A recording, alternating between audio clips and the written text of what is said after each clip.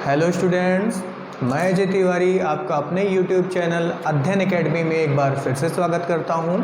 यहाँ पर 3D book की पूरी एक सीरीज चलाई जा रही है जहाँ पर पहला चैप्टर सिस्टम ऑफ कोऑर्डिनेट्स के बारे में डिस्कस किया जा रहा है, जिसकी 3 वीडियो पहले आ चुकी है। तो आप डिस्क्रिप्शन बॉक्स में जाकर उनकी लिंक पर क्लिक करके उन वीडियो को ज़रूर से देख लें। वहाँ पर इसके बेसिक के बारे में बताया गया है, पूरा कॉन्सेप्ट उन 3 वीडियो में कराया जा चुका है। इस चौथी वीडियो में बेटा हम कुछ ना कुछ क्वेश्चन देखेंगे, उससे रिलेटेड जो भी वहाँ पर कॉन्सेप्ट पढ़ाए गए हैं। ठीक है, तो आइए देखते हैं। ये क्वेश्चन आपके सामने है। इस क्वेश्चन में क्या दिया हुआ है?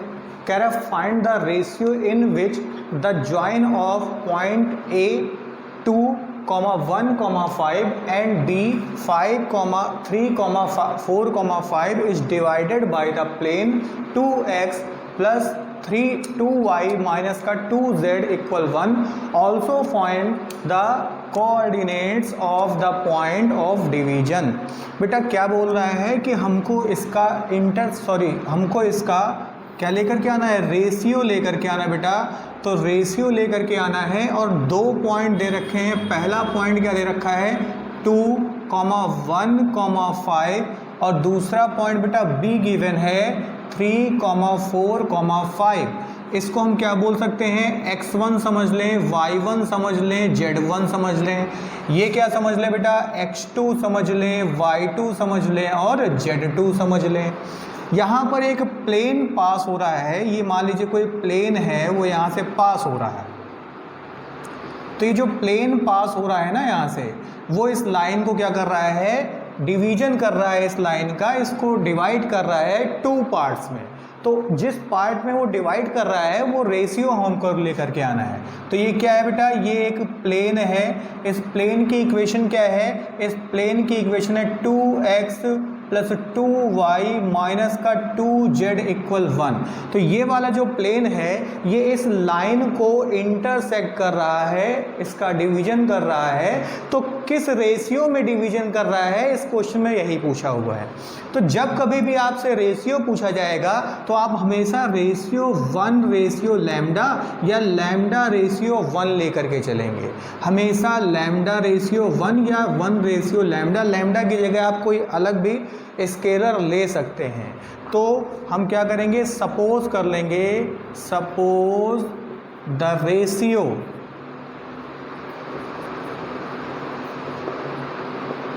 Lambda ratio 1। तो रेशियो हमने क्या मान लिया है? Lambda ratio 1। और जब कभी भी ये नहीं बताएगा कि एक्सटर्नली डिवाइड कर रहा है कि इंटरनली, तो हम वहाँ इंटरनली लेंगे बेटा। लेकिन यहाँ पर क्वेश्चन से ही समझ में आ रहा है कि यहाँ इंटरनल डिवीजन हो रहा है। तो बेटा इंटरनल डिवीजन का फॉर्मूला आपको सिखाया गया था। क्या था फॉर्मूला बेटा? अगर हम इसको कुछ देर के लिए समझ लें, M1 समझ लें और इसको बेटा M2 समझ लिया जाए, तो हमने इंटरनल डिवीजन का फॉर्मूला पढ़ा था। इंटरनल डिवीजन या इंटरनल सेक्शन फॉर्मूला बेटा। तो उसके लिए क्या है कि मान लीजिए ये पॉइंट आप कंसीडर कर लीजिए, ये C पॉइंट कंसीडर कर लीजिए, x, y, z ये हमने लेट कर लिया हुआ है कि ये इसका इंटरसेक्शन पॉइंट है बेटा। तो ये C पॉइंट जो है हमने कंसीडर कर लिया। तो अब हम क्या करें? अगर ये C पॉइंट हमने x, y, z कंसीडर कर लिया, तो जब कभी भी x को निकालते हैं ना, तो x के लिए आपको फॉर्मूला सिखाया गया था कि आप क्या याद रखेंगे? mx upon m plus m बेटा, बीच में प्लस लगा देंगे। इंटरनल डिवीजन है, यहाँ पर लिखेंगे 1, 2 और यहाँ पर 2, 1। उसको क्या कर देते हैं? इन्वर्ट कर देते हैं, पलट देते हैं और ये m1 प्लस m2 हो जाता है बेटा। जो यहाँ पहले रेशियो होगा वो भी यहाँ पहले होगा, ध्यान रखिए। तो अब हम x निकालें यहाँ से, तो देखिए m1 की जगह क्या आ जाएगा? लैम्डा। और x2 की जगह कितना हो जाएगा? 3। m2 की जगह कितना आ जाएगा? 1। और x1 की जगह कितना हो जाएगा? 2। और अपॉन में लैम्डा प्लस 1 बेटा। तो यहाँ से क्या आ गया? 3 lambda plus 2 upon lambda plus 1। ठीक है ना। इसी तरीके से आप क्या करेंगे, y भी निकाल लेंगे। तो y बेटा यहीं से डायरेक्ट निकाल लीजिए, क्रॉस मल्टीप्लाई कर दीजिए बेटा, m1 मतलब लैम्डा इंटू 4। जब y की बात करेंगे तो खाली y को ध्यान रखेंगे, तो क्रॉस मल्टीप्लाई कराया, इसका मल्टीप्लाई इधर और इसका मल्टीप्लाई इधर, तो लैम्डा इंटू 4 तो हो जाएगा बेटा 4 लैम्डा, 1 इंटू 1 तो हो जाएगा 1 अपॉन लैम्डा प्लस 1। इसी तरीके से जब z निकालेंगे तो z के लिए बेटा z ही ध्यान रखेंगे, तो क्या बनेगा लैम्डा इंटू 5 तो हो जाएगा 5 लैम्डा, और 1 इंटू 5 तो ये हो जाएगा बेटा 5 अपॉन लैम्डा प्लस 1। इस तरीके से हमारा जो C पॉइंट है वो आ गया, मेरा जो C पॉइंट है वो आ गया। तो पॉइंट C क्या हो गया बच्चा, पॉइंट C हो गया, क्या हो गया 3 lambda plus 2 upon lambda plus 1, comma 4 lambda plus 1 upon lambda plus 1, 5 lambda plus 1 upon lambda plus 1। अब आप क्या देख रहे हैं कि ये जो C पॉइंट है ना बेटा, ये C पॉइंट इस प्लेन पर लाई कर रहा है। तो जब कोई पॉइंट किसी प्लेन पर लाई करेगा या किसी लाइन पर या किसी भी कर्व पर लाई करता है तो उसकी इक्वेशन को रख दिया जाता है, उसको इक्वेशन में रख दिया जाता है। तो ये सारे पॉइंट इसके x, y, z में रख दीजिए। तो यहाँ पर हम इक्वेशन नंबर इसको A समझ लें, तो हम लिख दें putting C in equation A we get, बेटा ये सारी वैल्यू यहाँ पर रखिए, तो क्या बनेगा 2 ब्रैकेट में 3 lambda plus 2 upon lambda plus 1, इसके बाद 2 ब्रैकेट में 4 lambda plus 1 upon lambda plus 1 minus 2 bracket में 5 lambda plus 5 upon lambda plus 5 equal 1 बेटा। अब इन सब से क्या कॉमन हो जाएगा, लैम्डा प्लस 1 कॉमन हो जाएगा। ये लैम्डा प्लस 1 यहाँ मल्टीप्लाई करेगा तो इधर क्या बचेगा 2, 3 lambda plus 2, 2 4 lambda plus 1, 2 5 lambda plus 5, और ये वाला जो लैम्डा प्लस 1 है ना, ये लैम्डा प्लस 1 उधर आ जाएगा, तो ये हो जाएगा लैम्डा प्लस 1 बेटा। अब यहाँ पर मल्टीप्लाई कर लीजिए और लैम्डा की वैल्यू ले आइए, तो मल्टीप्लाई किया तो क्या आएगा 6 lambda plus 4, 8 lambda plus 2, 10 lambda minus 10 lambda plus 1। बेटा ये हो जाएगा 14, और 14 में से 10 घट जाएगा तो कितना आ जाएगा 4, और ये लैम्डा भी इधर आके माइनस हुआ तो 3 लैम्डा हो गया इधर। यहाँ पर 4 प्लस 2 इक्वल 6, 6 इससे सॉल्व होगा तो माइनस का 4 हो जाएगा, ये माइनस का 4 उधर जाएगा तो प्लस का 5। यहाँ से लैम्डा जो आ जाएगा ना, वो लैम्डा आएगा 5/3। तो बेटा रेशियो, रिक्वायर्ड रेशियो जो है, रिक्वायर्ड रेशियो, बेटा रिक्वायर्ड रेशियो जो था वो क्या था, लैम्डा रेशियो 1। रेशियो का मतलब होता है बेटा लैम्डा बाई 1, मतलब रेशियो जो होता है उसमें बटे लगा देते हैं। तो 5/3 5/3 बेटा 5/3 अपॉन 1। इसका मतलब जो रिक्वायर्ड रेशियो है ना, रिक्वायर्ड रेशियो जो है वो कितना आ गया 5/3 आ गया। रिक्वायर्ड रेशियो कितना आ गया, रिक्वायर्ड रेशियो आ गया 5/3। इसका मतलब क्या है, इसका मतलब है कि जो हमारी प्लेन की इक्वेशन है या जो मेरा प्लेन है वो इन दोनों पॉइंट को मिलाने वाली लाइन को 5/3 में इंटरनली डिवाइड करेगा। ध्यान रखिए। अब सिंपल है। क्या बोला है, also find the coordinate of point of division. तो बेटा लैम्डा की जो वैल्यू आई है 5/3 उसको यहाँ पर पुट कर देंगे तो हमारा जो आंसर है वो कोऑर्डिनेट का आंसर आ जाएगा, जो सी पॉइंट हमको ले करके आना है। उम्मीद करते हैं चीज़ें समझ में आ रही होंगी। वीडियो को पॉज करके नोट कर लें या स्क्रीनशॉट ले लें, फिर हम इसके आगे के पार्ट को बताते हैं। ठीक है, लैम्डा की वैल्यू रख करके सी की वैल्यू निकालते हैं।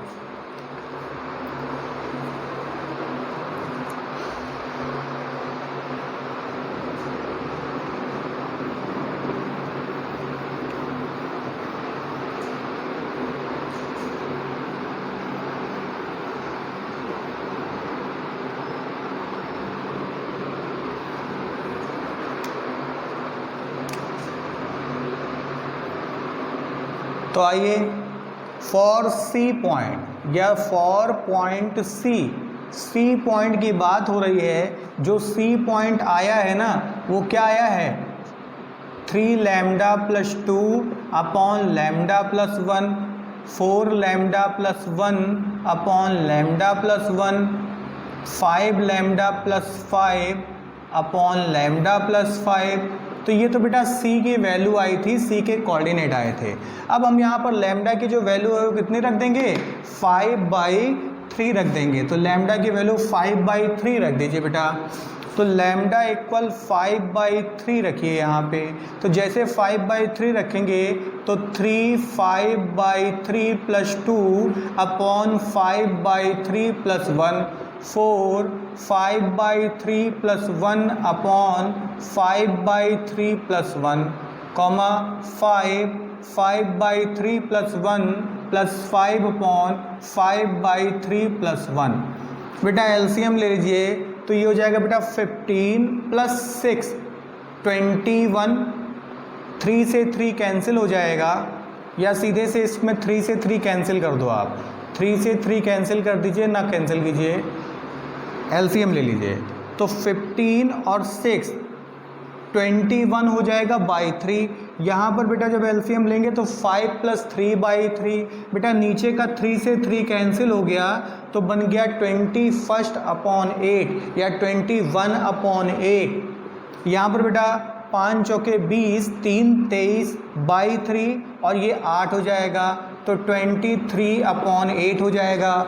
5 पच्चे 25 प्लस 15 हो जाएगा 40, 25 प्लस 15 40 और 3 से 3 खत्म हो गया तो कितना हो गया ये 40/8।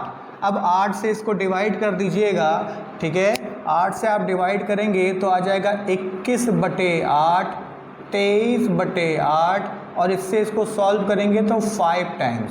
तो ये मेरा आंसर हो गया दूसरा। ये सेकंड रिजल्ट है, ये क्या है, सेकंड रिजल्ट। और ये आया है आपका फर्स्ट रिजल्ट। ये फर्स्ट रिजल्ट, क्वेश्चन का जो फर्स्ट रिजल्ट है वो ये है और सेकंड रिजल्ट ये है।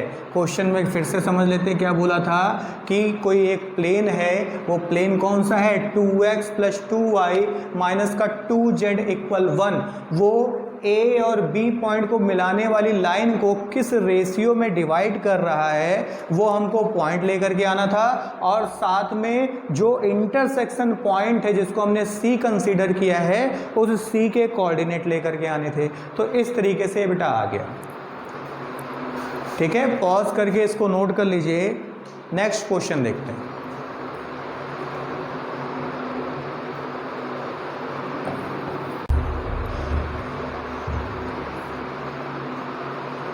तो देखिए इस क्वेश्चन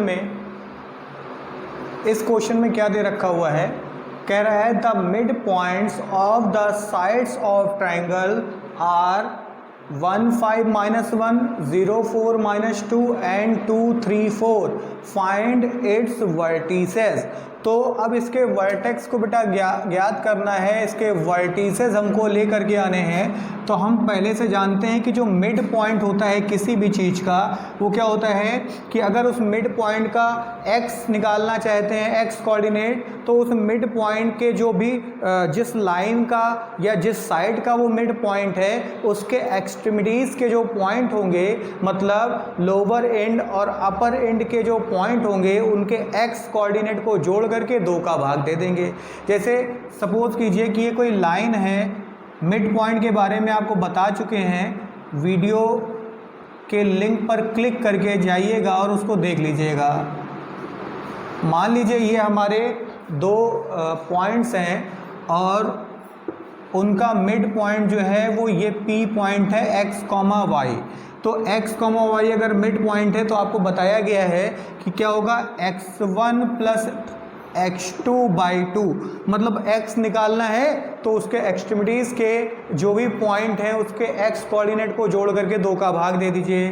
y निकालना है तो y1 प्लस y2/2 कर दीजिए। तो इसी की मदद से हम क्या करेंगे, यहाँ पर ट्राइंगल के वर्टिसेस को लेकर के आएंगे। तो मान लिया कि ये कोई हमारा ट्राइंगल है, इसके वर्टेक्स पॉइंट मान लें, वर्टेक्स पॉइंट हो गए x1, y1 और z1, x2, y2 और z2, x3, y3, z3। बेटा इनके मिड पॉइंट आपको दे रखे हैं। मिड पॉइंट, इस वाले का मिड पॉइंट d कंसीडर कर लें तो d कितना है, 1, 5, -1। इसको E कंसीडर कर लें तो E पॉइंट कितना दे रखा हुआ है, E पॉइंट दे रखा है 0, 4, -2। इसको F पॉइंट कंसीडर कर लें तो 2, 3 और 4 दे रखा है बेटा। तो मान लिया हमने, लेट कर लिया कि A x1, y1, z1, B x2, y2, z2 and C x3, y3, z3 are vertices of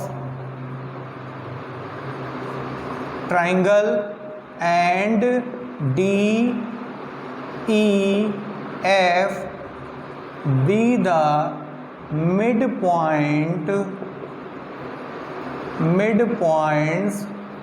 of sides AC, BC and AB respectively.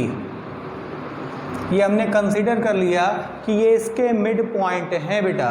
तो अगर मिड पॉइंट हैं तो x कैसे निकलेगा, तो x निकलेगा फॉर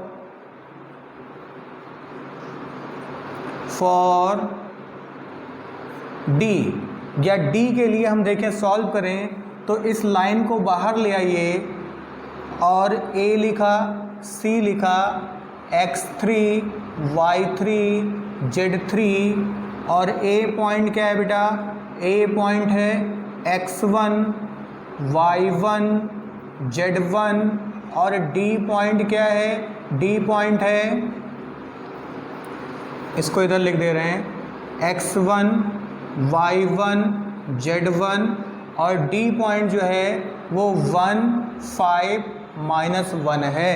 तो गौर से देखिए, अगर आप x निकालना चाहते हैं, यहाँ से x1 प्लस x2 निकालना चाहें तो ये 2x आ जाएगा, और y1 प्लस y2 निकालना चाहें तो ये 2y आ जाएगा बेटा।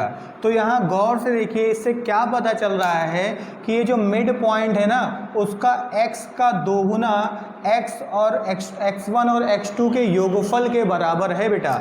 इसका मतलब यहाँ से डायरेक्ट अगर हम इक्वेशन निकालें तो क्या बन जाएगा, x1 प्लस x3 मतलब x का 2 गुना x1 प्लस x2 के बराबर है अगर, तो x1 प्लस x3 बेटा क्या आएगा, x1 प्लस x3 1 इंटू 2 के बराबर आ जाएगा, 2 गुने के बराबर। तो ये दूसरा, पहली इक्वेशन हो गई बच्चा।